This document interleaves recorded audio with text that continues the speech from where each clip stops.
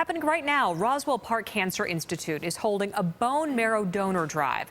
News 4 medical expert Dr. Peter Ostro explains how marrow donation saves lives and how easy it is to become a donor. Well, as of a few minutes ago, there have been 50 people who came to today's drive at Roswell Park to register as potential donors. The event will continue until 6, but you can also sign up from home. You're just going to swab the inside of your cheek. It's easy to register as a potential marrow donor. You just swab your cheek and send in the swab to be analyzed. And you might be just the person who can save someone's life. 5-year-old Brett Struble was diagnosed with leukemia last December. His type of leukemia is extremely difficult to treat, and he needed a marrow transplant. That was his only option. The chemo was not strong enough to get rid of all the leukemic cells. Therefore, a bone marrow transplant was required.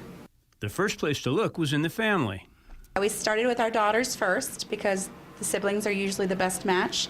Then my husband and myself were checked. And my husband was relatively close. He was 5 out of 6, but they had to go with an unrelated donor. Many patients that need to have a bone marrow transplant won't have a match within their family. You only have a 25% chance of any brother or sister that you have being a match for you. So most patients look in the National Registry. Brett received marrow from a 34-year-old woman, and so far it's accomplished what chemo alone couldn't.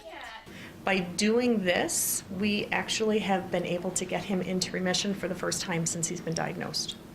More than 6,000 people need marrow transplants every year. Join, please join.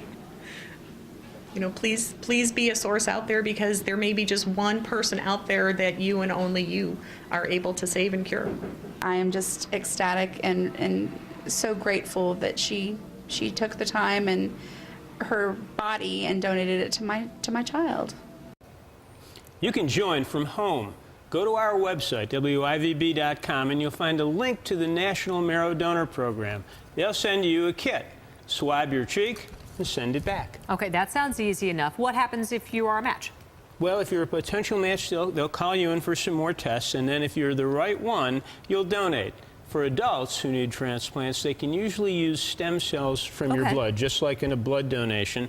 For children, they usually need bone marrow that comes from the hip, that's taken out in an operating room. From the actual bone and in an operating room. That sounds a little, probably more painful. How painful are we talking? Well, it's done under general anesthesia, so that doesn't hurt. It might hurt for a day or so afterwards, but you've saved someone's life. Saved a life. And that face, I tell you what. Yeah. All right, thank you, Dr. Ostro. We will do that.